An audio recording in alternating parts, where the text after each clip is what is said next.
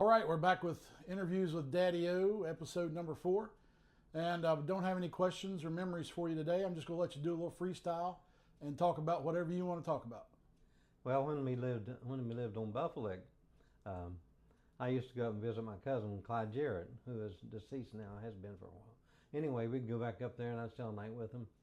And he was a hunter. We used to practice shooting a 22, and he would get upset because I would beat him to shooting acorns off the tree or things like that. And then he decided, well, and then we'd make slingshots, stuff like that, blah blah. So anyway, he had a shotgun that he acquired from his stepdad or something. And unbeknownst to me, it was a 12 gauge single shot, and I never had shot a shotgun before. I was probably 12 or 13 anyway. Um, he said, "Now brace yourself and put it good hard against your shoulder," and he let me shoot it.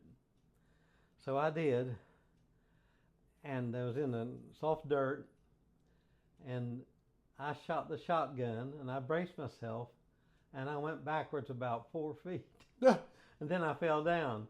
What had happened, he had sawed 8 inches off of the shotgun and didn't tell me. It was like like A street sweeper. yeah, it was just because it was spread out everywhere.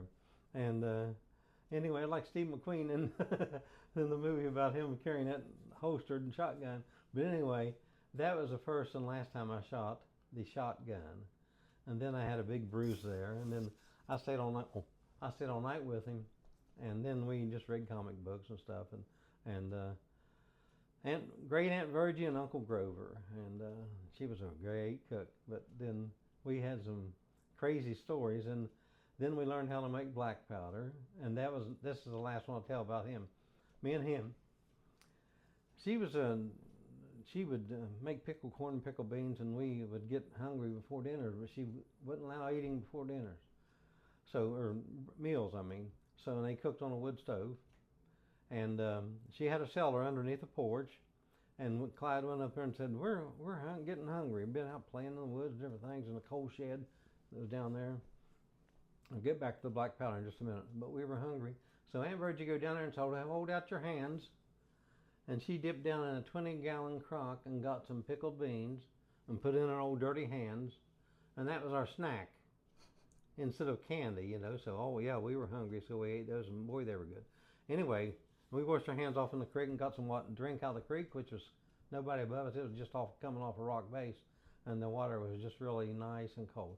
So anyway, we learned to make some black powder out of charcoal, saltpeter, and sulfur, and measured it out.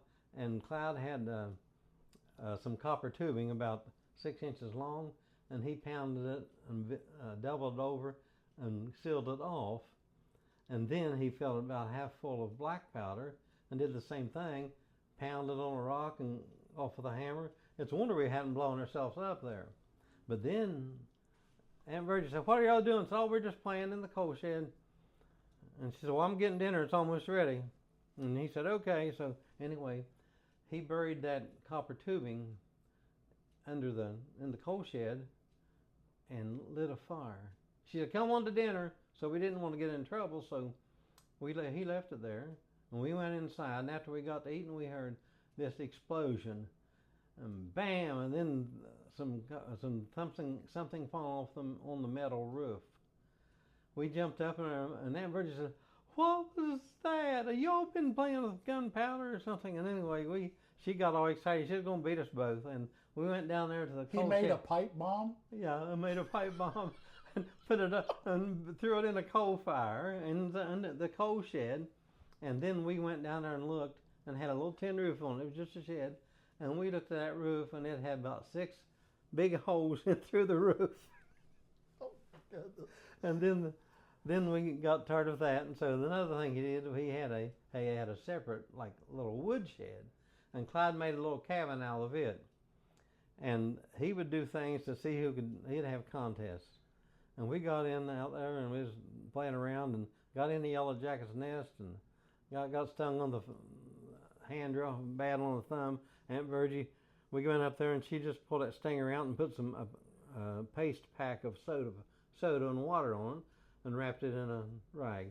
Then Clyde said, let's go in the shed like that. And he had some sulfur, and he closed off all the cracks, and you know, it was just old boards and the roof, and then he didn't build it himself. It was like a little cabin he made. He called it a woodshed, but it was should have been a woodshed where they took him to spank him. But anyway, he closed the door, and he had some newspapers around it, block all the holes and everything. And he was over in the corner, and he had a flat rock there, and he put some sulfur on it, and he lit it. If you've never breathed sulfur smoke, you can't hardly breathe in it. It makes a yellow smoke, and I was coughing and choking. He said, let's see who can stay in here the longest. So I was, and it got smoky. I couldn't see him, he couldn't see me. I was close to the door, and he was over there breathing through a hole in the corner, and I didn't know it. He had it covered with a newspaper. And I went out there, and I got to coughing and choking and carrying on and getting sick of my stomach. And I went out and I got outside, and I was laying down on the ground and almost throwing up. And finally I got to where I could breathe good. And I guess my eyes were bloodshot. And I got to the creek and I washed my face with cold water and got to drink some water. He came out and about 5 minutes later and said, I won. Then I found out later that he was breathing in there through the hole. He had already had it pre-planned, and I didn't know it. It sounded like he was trying to kill you. Oh, we did Truth or Dare. We didn't do Truth or Dare like that, but he just made up little things like, I don't know how his mind would work, but we did some crazy things, and Mom said it's a wonder that y'all didn't die. Well, we'll leave it right there with him trying to kill you. Oh my goodness. I'd like to thank everybody for watching. Give us a like and follow. We're trying to get to 1,000. So Dad can go live one day and answer all your questions. So we love you. Thanks a lot. Have a good day. Thank you.